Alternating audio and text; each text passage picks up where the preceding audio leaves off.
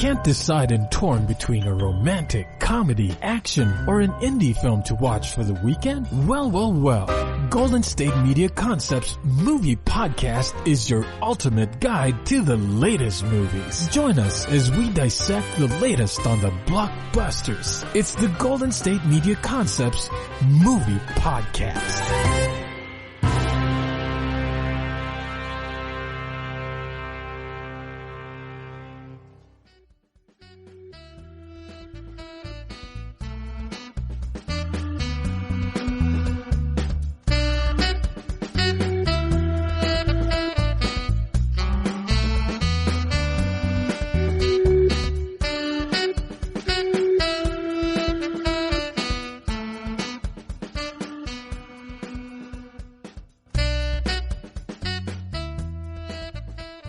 Thank you for tuning into the GSMC Movie Podcast, brought to you by the GSMC Podcast Network. I'm your host, Shubh Nanda, and I guess I'm here for now. I'm going to be your host for the movie podcast on Thursdays and Mondays. And I figured, I'd take this episode to talk a little bit about myself, or at least, the starting part. I don't want to bore you to death. So I'm going to take the first part of this episode to talk a bit about myself and my relationship with film and, what made me crazy enough to travel across the world to pursue a degree in the arts. We'll then move on to what I'm sure you guys are really here for, which is Jon Stewart's Irresistible. My take on that, it's starring Steve Carrell, but a lot of people are saying it missed the spot, but we'll see. Followed by that, we'll talk about my hot take for the week. I hope this becomes a regularly scheduled segment. I want to call it Shubh's Hot Take for obvious reasons. But this week I want to talk about why I think Crazy Rich Asians, what I think it got wrong. Finally, on a more serious note, I'm going to close off our episode by talking about 5 films I use to educate myself about systemic racial inequality in the United States. Having not lived here for most of my life, I feel like there's a lot of catching up that I needed to do. And these movies really helped me out. I hope that anyone looking for similar material will be helped by the list. All right, with no further ado, what is that? Well, regardless, English isn't my first language. Let's get into it. Let's start with me. So we go way back, Film and I. In some ways there's always been some sort of relationship between me and the silver screen, way before I was even born. It wasn't always positive. There was a lot of crying and kicking, screaming, even a really tragic first date. And, that isn't just describing the movies that I used to watch as a lonely, introverted preteen. Movies were there throughout my life, even when I didn't want them to be. Movies are what really helped shape me into the person I am today. And not a day's gone by where I can look back and not connect a movie to a memory that I have. Wow, that was so much more cliche than I thought it would be. I'm sorry. The rest of this is not going to be that bad. That sounded like a really bad screenplay at the bottom of a pile in LA somewhere. Anyway, I watched my first film, or at least this is what I'm told I did. I watched my first film at 3 weeks old. My parents were flying back to India from LA with, the having cheated me into a US citizenship, and wanted to show me off because I was this unnaturally quiet and pensive and really quiet baby. And I spent most of that flight, according to my mom, didn't cry a second, watching movies with her. And the one movie that she said that I really watched all the way through was Runaway Bride. Now, obviously, my reaction to Runaway Bride at 3 weeks old probably wasn't something along the lines of this was a soulless commercial entertainment film solely created to fill Julia Roberts' bank account. It was probably more along the lines of a bunch of baby noises and naps. But the fact that I stayed awake for that long and stared at a screen for a whole movie was enough to encourage my parents to take me to more films. I don't blame them for it. I just really wasn't ready to realize how important cinema was for another 12 years after that. Which leads me to the next stage of my life, which is definitely not the logical next step. This stage between 1 and 11, I suppose, is where most of the kicking and screaming took place. I hated going to movies at this time. The clearest example I can think of is, I think 2004. Yeah, 2004. We went to watch this Bollywood movie, Veer Zara. Now, it follows the story of this Indian Air Force pilot who falls in love with a Pakistani politician's daughter when he saves her from this accident, and, the troubles they face on their journey to happiness. And honestly, I was more than within my rights to not want to watch this movie. First of all, there's no way that Zara, who was played by Preeti Zinta in this film, could have survived such a deep fall off of a cliff inside a tourist bus filled with people. I didn't understand why Shah Rukh Khan, he's the actor who played Veer, I don't understand why all of his films involve a climax where he has to confess his love for his love interest while they're on a train leaving. And most of all, it was 3 hours and 16 minutes long. Obviously I didn't know any of this before I went to see the film, but the fact that all of it came true and, it was a terrible film and it was long and boring, and it gave legitimacy to my arguments. And that eventually became a trend of me being stubborn and, crying and throwing a tantrum before we went to make that hour-long road trip to the best multiplex in New Delhi. Yeah, it was an hour because of the traffic, not because of distance. The movies at that time we used to watch, I watched a bunch of them. It was English movies, Hindi movies, live action, animated. It was probably 5 years after that that I ended up watching a movie that I actually liked. I guess you could blame it on my parents' taste at the time. They preferred this classic masala Bollywood film, which in typical melodramatic style, some buff hero faces this conflict, usually with the same typecasted actor, and his damsel in distress love interest needs his help, and there's a lot of singing and dancing, and I just wasn't a big fan of that. Even at age 5 I was an art snob. But 2 movies in 2009 that sort of changed this for me. The first was this Hindi film 3 Idiots. Now, if you listened to the episode earlier on this week, you heard me talk about the difference between Hindi cinema and Bollywood. Now, this is one of the films that really established that divide. It's 3 Idiots, starring Amir Khan, and it follows these 3 stories at the Indian Institute of Technology, which is one of the world's hardest schools. I think second to Peking University in Beijing. And in this deathly pressurized engineering school environment that mechanically breeds the smartest robots in India. That was the message. But the movie, it sort of broke the image of Bollywood movies that I'd been exposed to until then. I was finally allowed to see this film that dealt with real issues like stress and chasing dreams and friendship and genuinely human themes.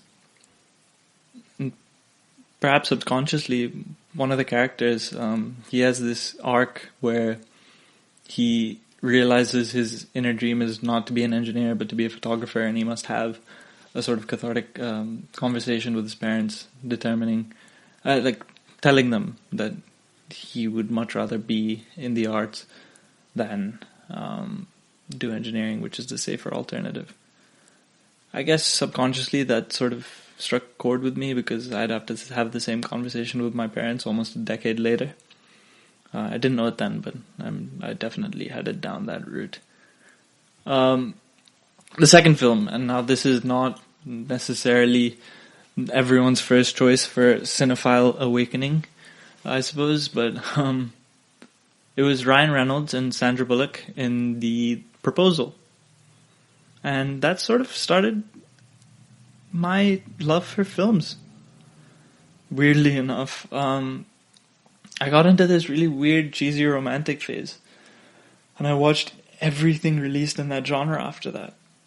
I watched Valentine's Day, New Year's Eve, When in Rome, This Means War, all of those Nicholas Spark book films, The Vow and The Notebook, and Safe Haven was probably my favorite out of those. But it was soon after this that my family moved to Singapore. And now moving to Singapore changed everything, because Singapore is this technologically and in a way more than India, culturally progressive society. And it certainly helped that there was a movie theater on my block that I could walk to instead of having to sit in a car for an hour. I also received my first laptop in Singapore, which meant streaming services. And the Wi-Fi in Singapore didn't move slower than the plot of a Bollywood sequel. But the accessibility I had to the movies in Singapore made my love for them increase tenfold. I was able to, with my overdeveloped 6-foot peach fuzz preteen frame, get into these restricted movies that I definitely wasn't old enough to be watching. And I watched a bunch of classics, like The Godfather, Citizen Kane, 2001: A Space Odyssey, the entire Star Wars franchise, Adam Sandler's Grown Ups.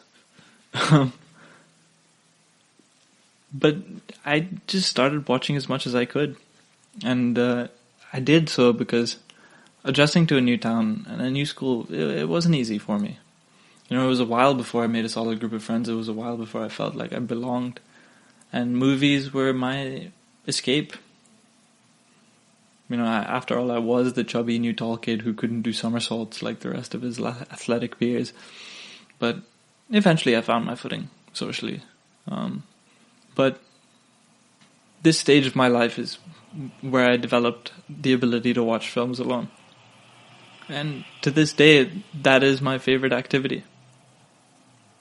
When I reached a more comfortable footing in my freshman year of high school, I guess you could call it comfortable, I'd growth spurted into this tall, dark, handsome if he didn't have creepy peach fuzz sort of realm, and that sort of meant that I made the mistake of getting into girls. So here's the tragic first date story that I promised, right? At the first movie first date that I went on was to watch The Secret Life of Walter Mitty.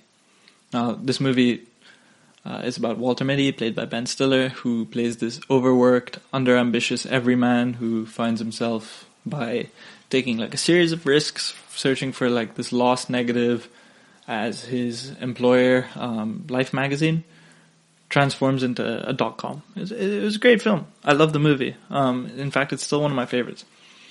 And, fresh off watching the Meet the Parents series, Ben Stiller was one of my favorite actors at the time. The girl I was with, she didn't like it that much. And in fact, after talking to her, after the date, I realized it wasn't a date for her. She thought we went as friends. Yeah. I spent that entire night listening to the soundtrack of the movie, and one of the greatest all-time soundtracks, Step Outside by Jose Gonzalez.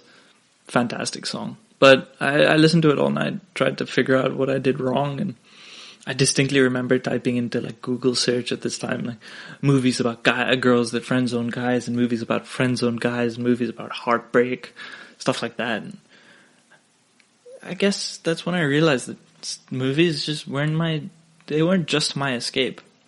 Movies were also my guide. I learned this harsh lesson of unrequited love, and that took me to realize that film was more than just a solace. It was also a way for me to discover myself and the world around me. It's a foregone conclusion that the stories that we watch manifest on the screen have these universal thematic experiences that directly apply to everyone. But that's when I finally understood it. And I finally understood that I can learn so much about the world. One that I wasn't necessarily exposed to in the bubble of living in Singapore, but I could do it through film. Now, I also did promise a stereotypically Indian coming out as an art student story, so here's mine. It was the summer before senior year. Senior year high school, by the way. I'd had this miserable junior year. I'd been dumped, surprise, surprise, by another girl. Heartbreak just seems to be ubiquitous in my life. And, you know, when I'm in that sort of position, when I'm sad, I usually turn to movies. Again, another cliche, I'm sorry. But at this time, I don't know, something went over me. I just didn't like the idea of watching Matthew McConaughey rubbing his deadly smile, like just such a sly smile, into my face and walking off with the perfect girl in the credit sequence. I didn't want that. But during the summer, I was practically forced into it. Thank goodness I didn't watch a romantic movie like I usually would. My sister, God bless her, dragged me to watch Wonder Woman. Complete opposite. And, you know, though I'd already seen it in the comfort of my own bed,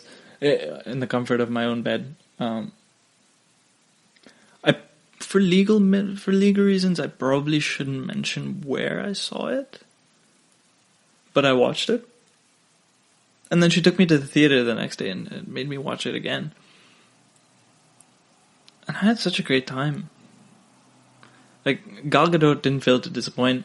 The movie was just brilliant, and you know, it's the only good DC movie after the Nolan Batman trilogy. But what really struck me was that I'd forgotten the power that movies had over my life.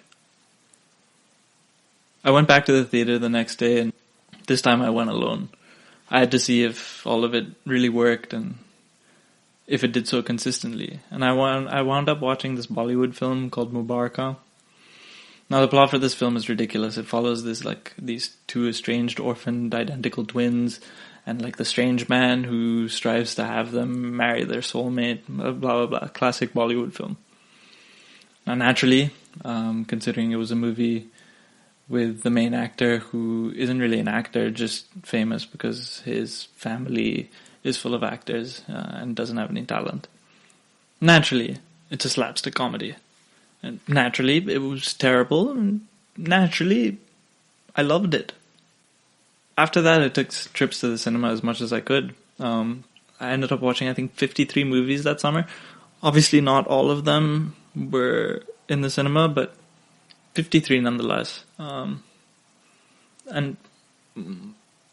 that sort of settled it for me.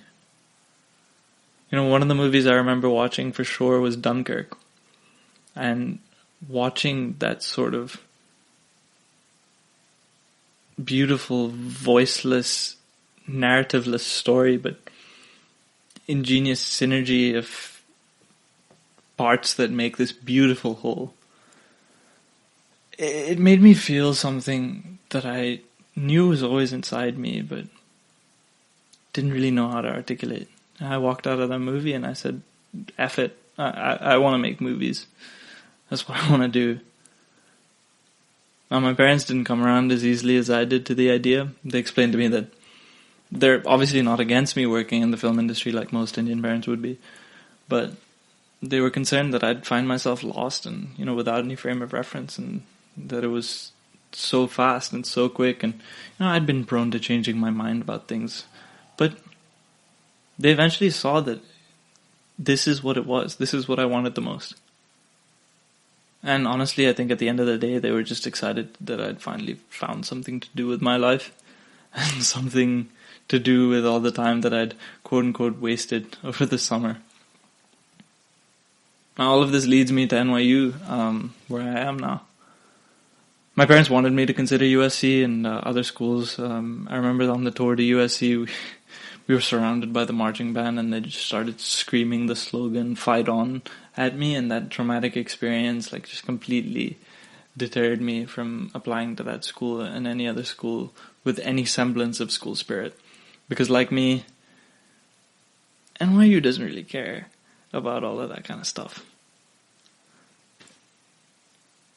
You know, I picked my dorm in NYU based on how close it was to a movie theater. There was an AMC right across the street, sorry. And I catered my program to be film-based. Now, obviously, this isn't it. Like, this isn't where it stops. Hopefully, there's a lot more to come for me in film entertainment. But I just hope that this latest stage in my relationship with film isn't the last, and that it'll take me far beyond my expectations. Just as I hope that movies do for me when I step into a cinema and stuff my face with Twizzlers. Anyway, let's take a break here. Coming up next, we're going to talk about Jon Stewart's latest movie, Irresistible. Followed by that, we'll talk about my hot take, which is why I think Crazy Rich Asians could be slightly improved. And we'll close off by talking about the 5 movies I used to educate myself about systematic racial inequality in the US. Want to know the latest and hottest music hitting the airwaves? Don't be left out. Listen to the Golden State Media Concepts Music Podcast. It keeps you on the loop with everything you need to know from pop, rock, hip-hop, and the top 40. And we'll throw in news of your favorite artists, concert and tour dates, and so much more. Listen no further, because this is the gold standard in music podcast.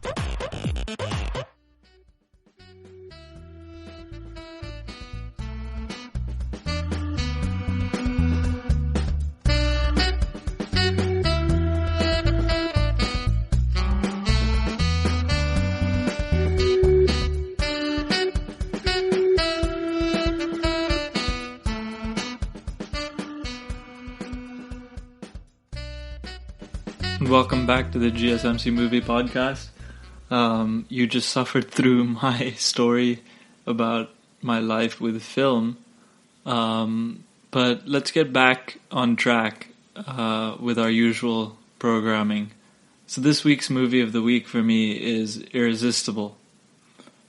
Now, one thing I probably didn't mention in the story, which is actually quite important, is my love for comedy and how I feel like humor is the perfect vehicle to make commentary on culture.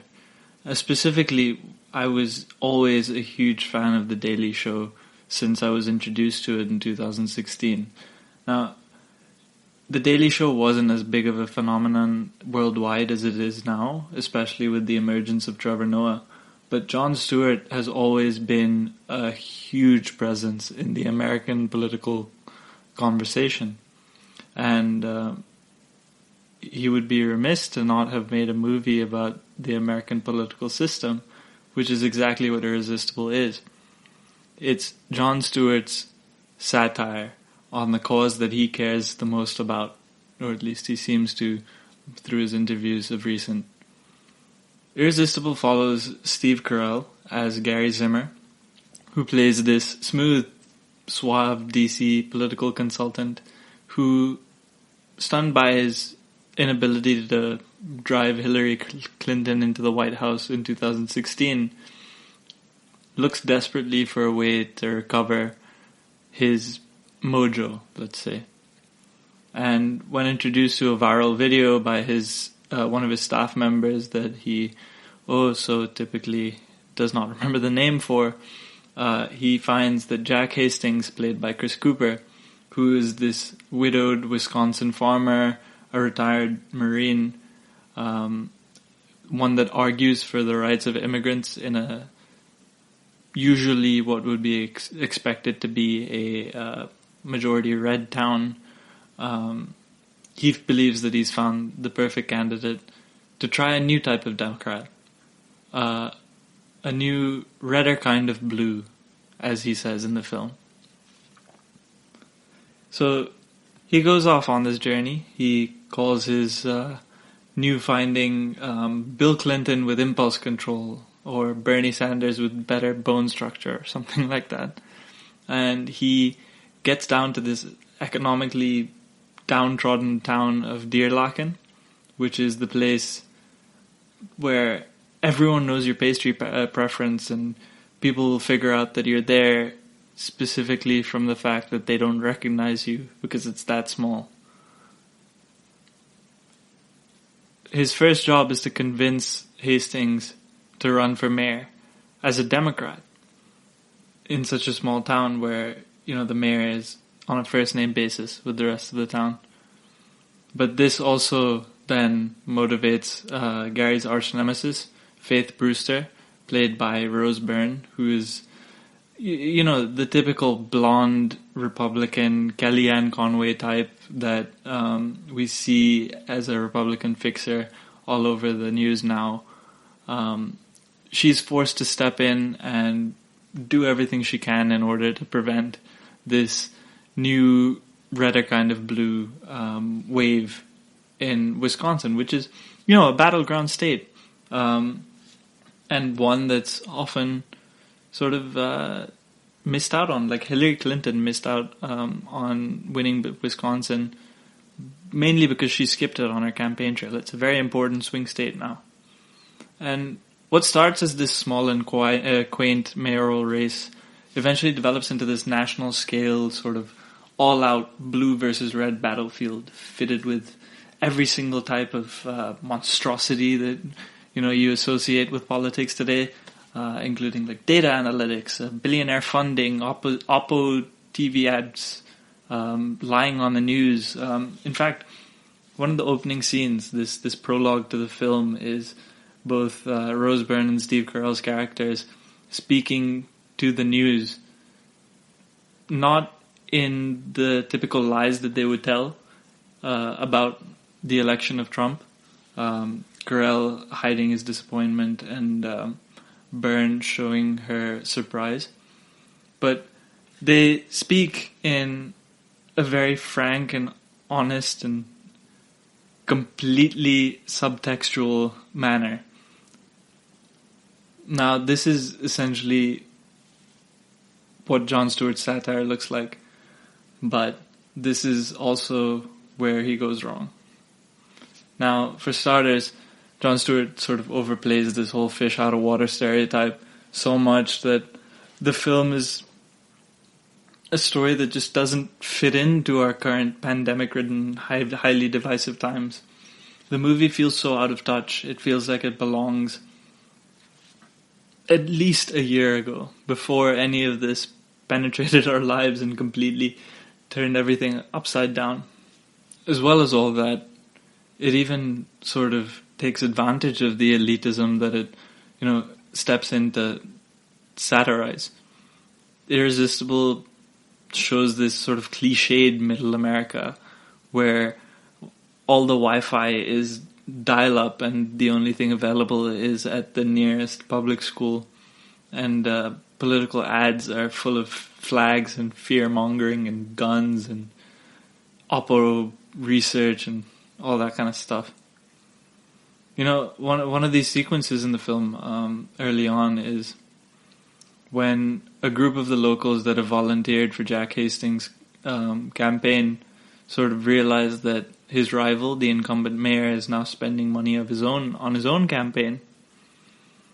But instead of showing the rest of the group, Jon Stewart, he focuses on Gary's reaction, which is obviously comically overwrought, and there's an implication behind it that these people don't really understand what's going on. They're naive, they're green, and they're even primitive, if you will.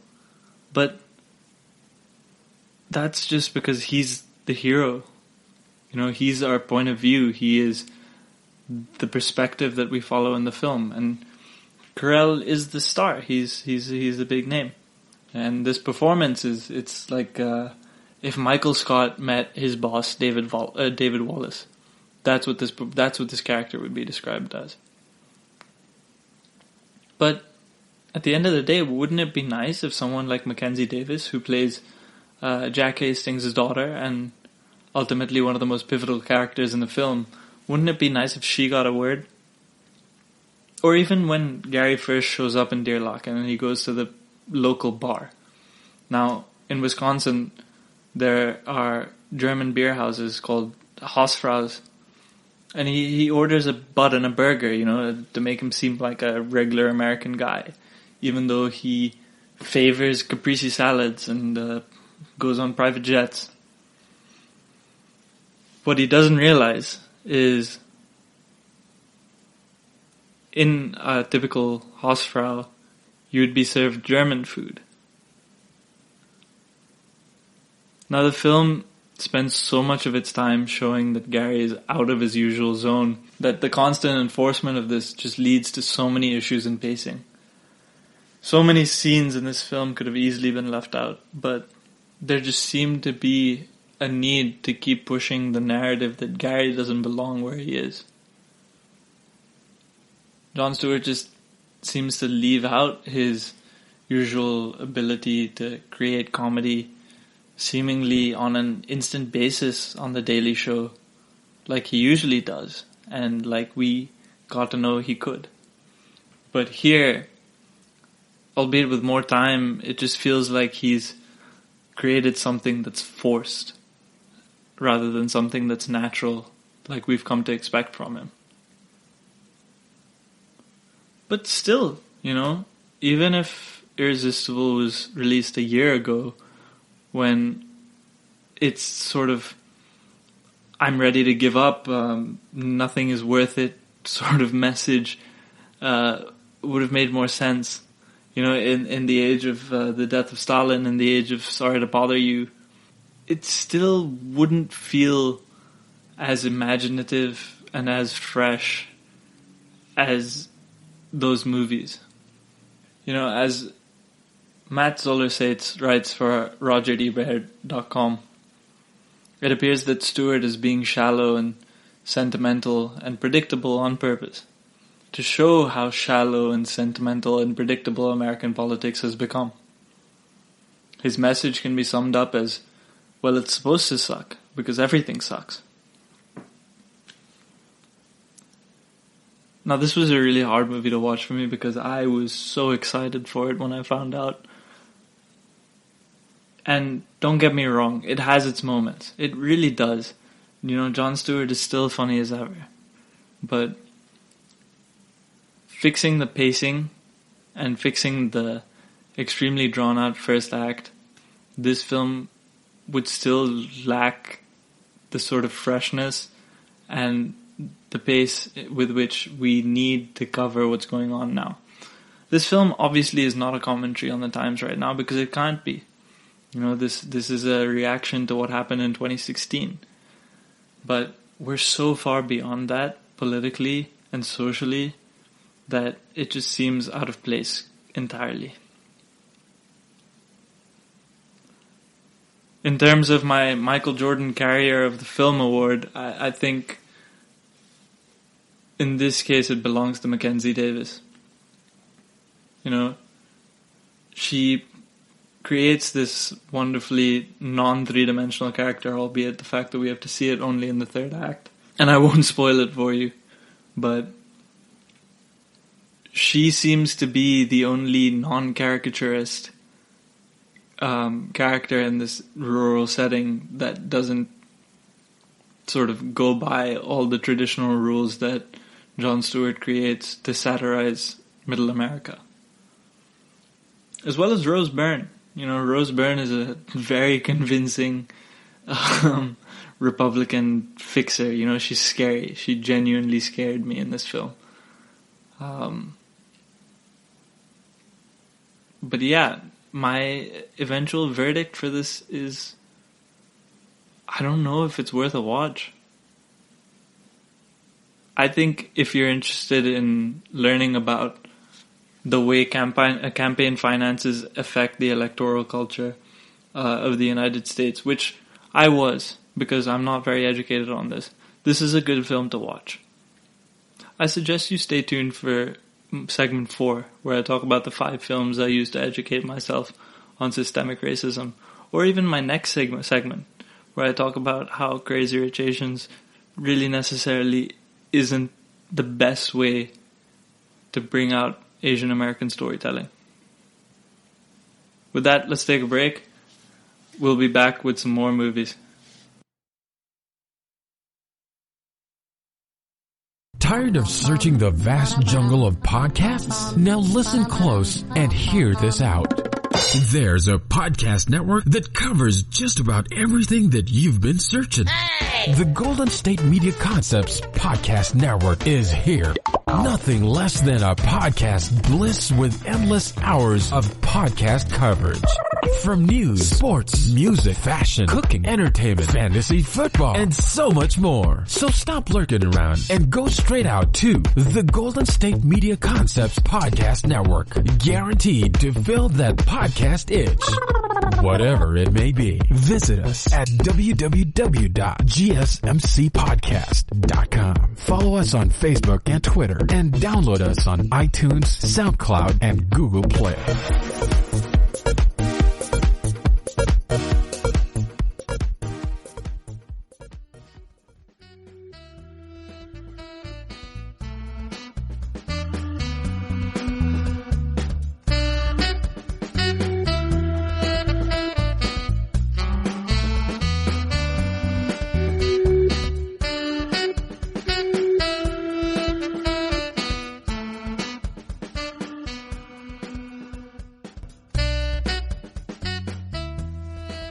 And hi, welcome back. We just spoke about Jon Stewart's newest film, Irresistible. And up next, stay tuned for my top 5 movies that I used to educate myself about systemic racism in the US. But for now, let's talk about my hot take of the week. And now, I understand that this is going to be a little controversial. But I want to talk about what I think Crazy Rich Asians got wrong. Okay, just for context, Crazy Rich Asians is a 2018 romantic comedy. Some of my favorites, as you heard in the first section. It stars Henry Golding and Constance Wu. Was directed by John M. Chu. And the film follows this character, Rachel Chu, played by Constance Wu, who is an Asian American NYU economics professor. She goes to Singapore to attend a wedding with her boyfriend Nick Young, played by Henry Golding, and finds out that he is in fact a Crazy Rich Asian. My problem with this film, essentially, is that at face value, the movie is a huge stepping stone for the representation of Asians in Hollywood. Don't get me wrong. It really does something, because the last film featuring an all-Asian cast was The Joy Luck Club, almost 20 years before. But like the wider fight for diverse representation in that sense, the film, it's still caught between showing universalism that transcends race and a sort of specific cultural authenticity of Asian and Asian American experiences. Now, the first thing I want to bring to your attention is that Crazy Rich Asians, okay, I grew up in Singapore, right? So already I have a few issues with how they showed, how the Hollywoodization of Singapore, per se. As anyone would, if your hometown was shown. Like, everyone complains about how Friends New York is just not New York. The same way, Crazy Rich Asians Singapore is a very Hollywoodized Singapore. For starters, the film, it's entirely ethnically Chinese and East Asian. And that's very poorly representative of Singapore. Singapore is a cosmopolitan, multicultural society. And the film just sort of perpetuates this existing Chinese dominance in media and its pop culture. And the irony is that the ultra-rich Singapore Chinese portrayed in this film are actually some of the most discreet and down-to-earth people, as opposed to the crazy rich Asian persona that they've adopted in this film. I mean, secondly, being South Asian myself, a South Asian in Singapore, the representation of South Asians and Southeast Asian in this film are just... I mean, there's like 3 South Asians in this film, and they're all guards. these three Sikh guards that pester Rachel Chu, Constance Wu's characters. They pester her before she gets into the young estate, and that's it. They have like 5 seconds of screen time. Like, I get it. There's very few Indians and Southeast Asians, and Kevin Kwan, the writer who wrote the book, in his book, because they weren't part of his own experience, I'm sure. But even the busboys in the parties are Chinese. Like, not a single person in that party of friends and family is not Chinese. Singaporean people are made up of the Chinese majority, which is about 77%, and a large population of Indians and Malays that together make up around, I think 20% or something like that. And not a single Malay is seen on screen, not even the people on the motorcycle on the road. There's a quote from a Singaporean minority rights activist, Sangeeta Thanapal. She says that minority representations are rife with stereotypes, and the idea of a quintessential Singapore girl is one that only embodies East Asian beauty standards. And without knowing what they're doing, Hollywood has just perpetuated that as a representation of Singapore. And that, it comes into the bigger picture. I've heard the same stories over and over again. Like when Crazy Rich Asians ruined my freshman year of college because it came out right as I started. And the only thing I heard when people said, "Oh, you're from Singapore? Well, you don't look anything like the people in Crazy Rich Asians." Or, "Oh, is Crazy Rich Asians true? Like, do people actually have parties on cargo ships?" Like, no, obviously not. I mean, maybe, but I've never been on one. Like, it's not the lived experience for every single person that comes out of Singapore. And there's the same sort of stories told over and over again about Singapore. It's the wealth. Singapore is the most expensive city in the world. Yes. But it's also the anal levels of micromanagement. Like, the one thing I always hear is, "Oh, you guys have banned chewing gum," or you guys cane people for minor offenses. And then there's the most annoying of all stereotypes. The fact that people believe that Singapore is a part of China. So many people in America have asked me how living in China my English has become so good. Oh, and finally, the hawker center, the food court that they go to, it's not the best hawker center in Singapore. It's just the one that can fit the most camera crew. None of this contributes to a deeper understanding. It's just an exoticized picture of what our lived experience in Singapore is. But, okay, I will give the film, a lot of the film's Chinese Singaporean cultural details, they're authentic, they're heartwarming. The wrapping of the dumplings at the family table, the Tanhua party, the Mahjong climax. But even then, they feel just tacked on to like an otherwise westernized story.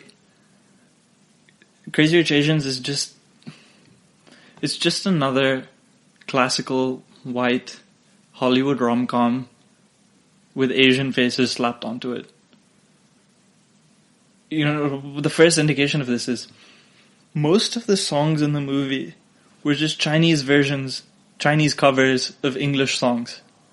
Like, one of the scenes is just a Chinese cover of the Coldplay song Yellow.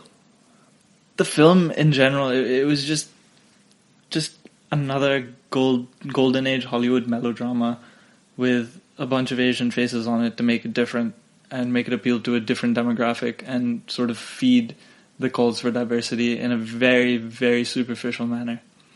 You can see it in the Art Deco aesthetic, the nodding to American cinema's black and white days, the Gatsby-esque party scene where people are dancing in their roaring 20s style with Chinese jazz playing in the background. It's fair enough to say that Singapore is quite a cosmopolitan and Western society, right?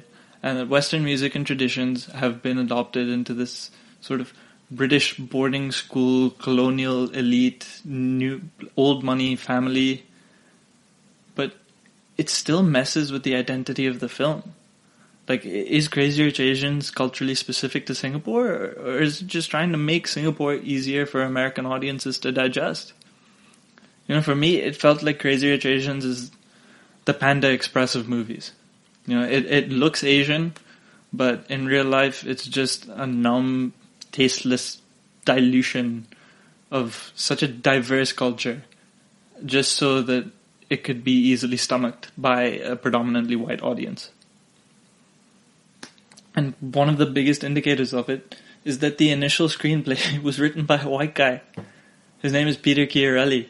And it wasn't until John Chu, the director, brought in Adele Lim to sort of touch up the screenplay and add more cultural relevant cultural sensibilities that it actually became what it was in its sort of partly accurate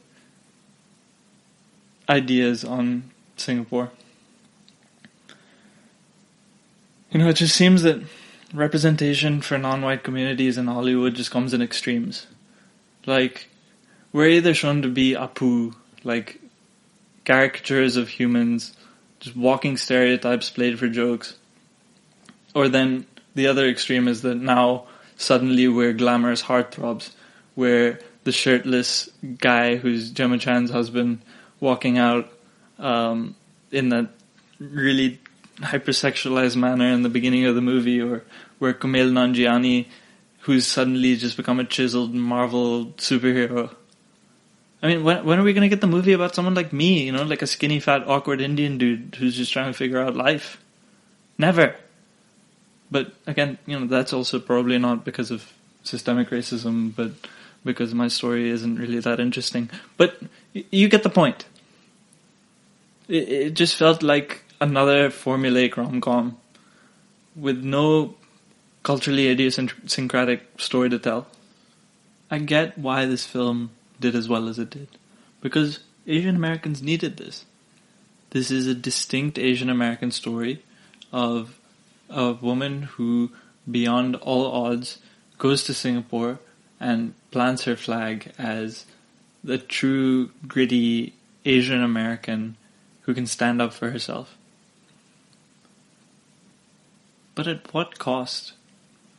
You know, Crazy Rich Asians, even by the title, seems to do with Asia what America has done with Africa. You know, you conglomerate this huge continent full of diverse cultures and different languages and different types of people into this simplistic, paper-thin representation of it. And it's a lot to expect. It's a lot to expect from a broad-based rom-com, you know, especially one that feeds into this traditionally white formula. You know, it trades in archetypes. It's got the goofy best friend. It's got the handsome leading man, the wicked ex-girlfriend. And it's got too much of that to provide a deeply nuanced and contextualized storyline. But so much of this formulaic storytelling just stems from the fact that there was so much pressure behind it. This film carried the future of Asian storytelling in Hollywood. But here's my question. Shouldn't Hollywood give us the chance to fail? Shouldn't we be given the same opportunities to try like Katherine Heigl does in all of her rom-coms? Like Hugh Grant? While Crazy Rich Asians is well-intentioned and definitely a breakthrough for Asian representation in American cinema, the film is so far away from authentic storytelling. It's almost entirely visually Asian, but the messaging and the ideology behind it is still that same American story. So what if the studio slapped a few Asian faces onto the traditional rom-com formula? I don't want a new version of Love Actually that stars Lana Condor and Manny Jacinto from The Good Place. If you guys are really after authentic and diverse storytelling, then stop making Panda Express orange chicken movies. I'm done with them. And with that, let's take a break. Up next is my 5 films that I used to educate myself on systemic racism in the United States.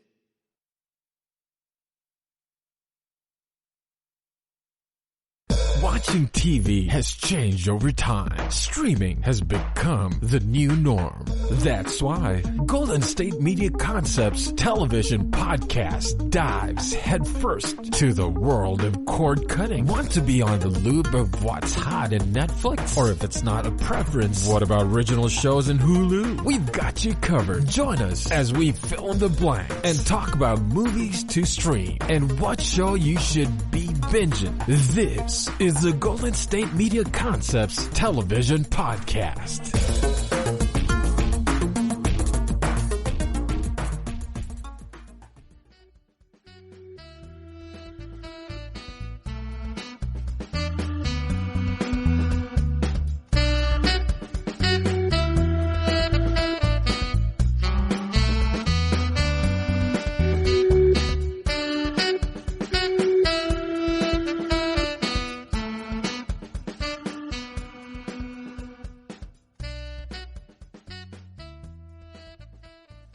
Welcome back. I figured I would be remiss if I didn't use the platform that I was given to speak about what is the most important and pressing issue in the US today. Black Lives Matter. Now, coming from an outsider's perspective, I definitely needed to catch up with a lot of the issues being discussed in their historical context as well as their current practicing. And one way I did that was to watch movies. As I explained earlier on the show, I believe that movies are my guide to the world. And if there are people out there looking for a sort of similar entrance, this is my list for the 5 movies I used to educate myself about systemic racial inequality, its historical context, and current practicing in the United States. First off, 13th by Ava DuVernay. Now, I want to preface this by reading from the 13th Amendment of the U.S. Constitution, which says, "Neither slavery nor involuntary servitude, except a punishment for crime whereof the party shall have been duly convicted, shall exist within the United States or any place subject to their jurisdiction." Now, this clause changes slavery from a legal business model to just about an equal legal method of punishment. And that's the subject of this documentary. You know, the movie starts with this alarming statistic that 1 in 4 African American males will serve prison time at some point in their lives. And the journey sort of begins from there. DuVernay devotes screen time to liberal scholars and activists like Angela Davis, Henry Louis Gates, Van Jones, but also gives screen time to Newt Gingrich and Grover Norquist, who are conservative pundits. And each interview is shot in an industrial setting, in a reference to the prison industrial complex that DuVernay so strongly criticizes in this film. You know, between the lines, this film asks the question if African Americans were really truly free in this country.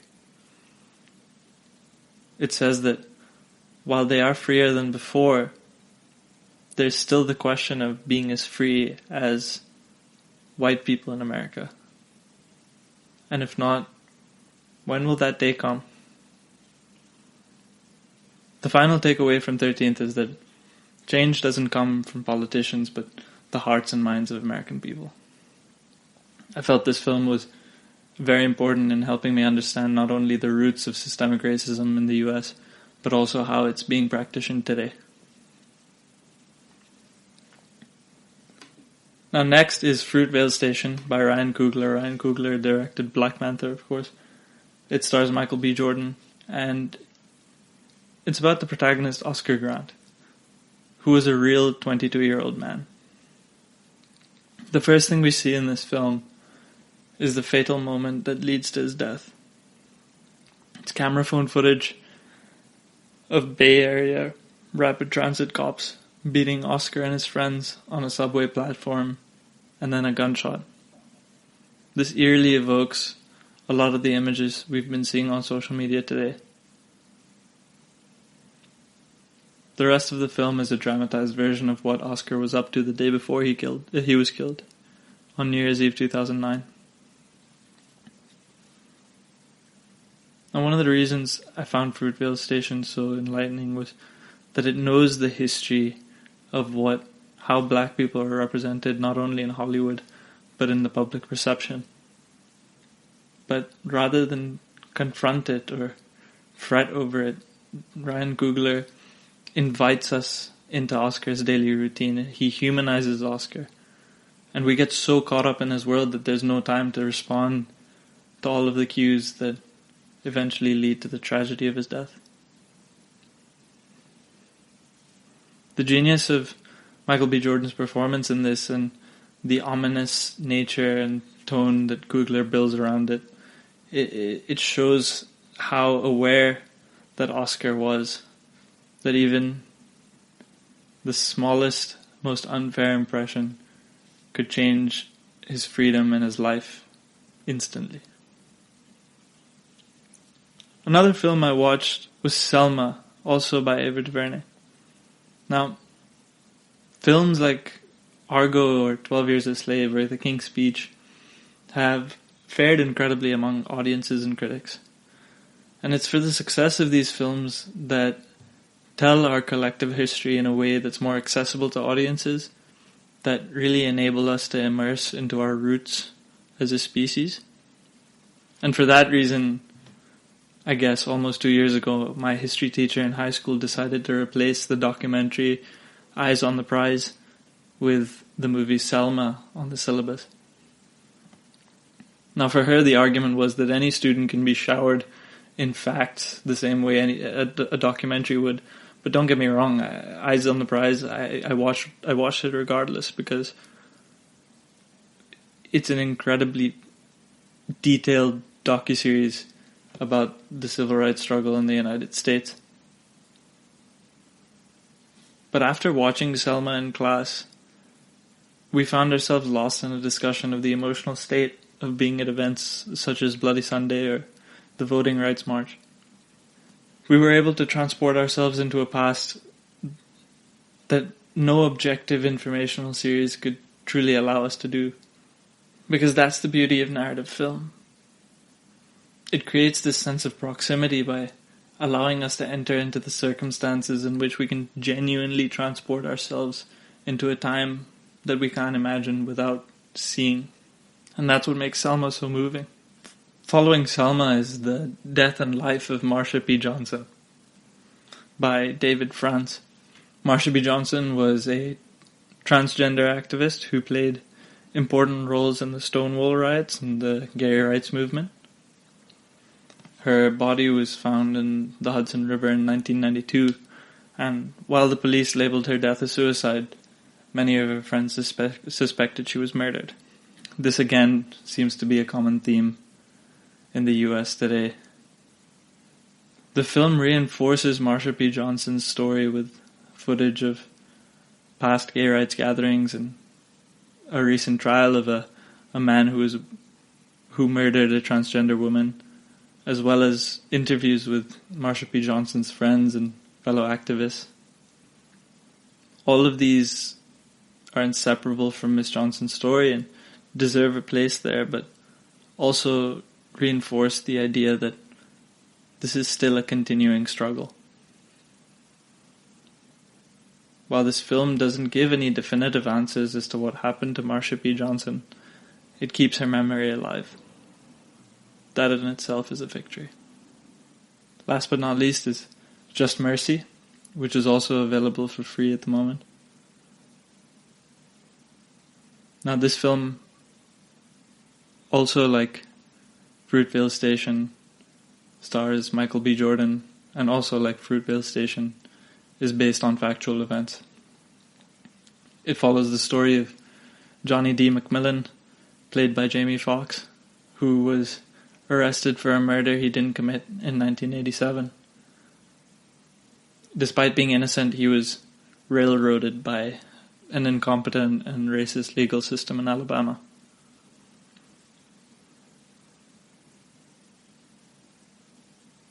The film summarizes in such an eloquent and elegant but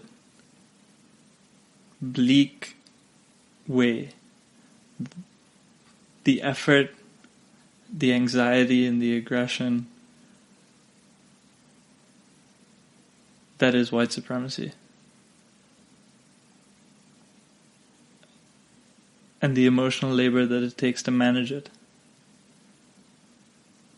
It's an intimate and urgent, deeply moving tale of the trauma and the psychic toll that racism places on its victims. The film's smooth visuals and beautiful soundtrack work together perfectly to keep us inside a story that feels too brutal to be born but exists in our own history. With all of this being said, keep in mind that it's still a privilege to educate yourself on racism. Use this privilege to educate yourself, but also to act. Black Lives Matter right now is a movement that could use all our help in any way. And knowledge isn't enough without action. Donate, sign petitions, call and email your representatives and push for the necessary changes in the brutal policing of subjugated communities in the US. Call and email representatives in the areas where so many victims of police brutality are yet to receive justice. Victims like Breonna Taylor, like Elijah McClain, Rashard Brooks, and many, many more. With that, I'd like to thank you for listening to the GSMC Movie Podcast, brought to you by the GSMC Podcast Network. If you like today's show, please subscribe to us on Apple Podcasts and leave us a review. You can also follow us on Twitter at GSMC_movies or find us on Facebook at GSMC Movie Podcast. Thank you for listening. This has been Shubh Nanda, and I'm going to awkwardly close out every episode until I can figure out my closing line. For now, thank you. You've been listening to the Golden State Media Concepts Movie Podcast, part of the Golden State Media Concepts Podcast Network. You can find this show and others like it at www.gsmcpodcast.com. Download our podcast on iTunes, Stitcher, SoundCloud, and Google Play. Just type in GSMC to find all the shows from the Golden State Media Concepts Podcast Network, from movies to music, from sports to entertainment, and even weird news. You can also follow us on Twitter and on Facebook. Thank you, and we hope you have enjoyed today's program.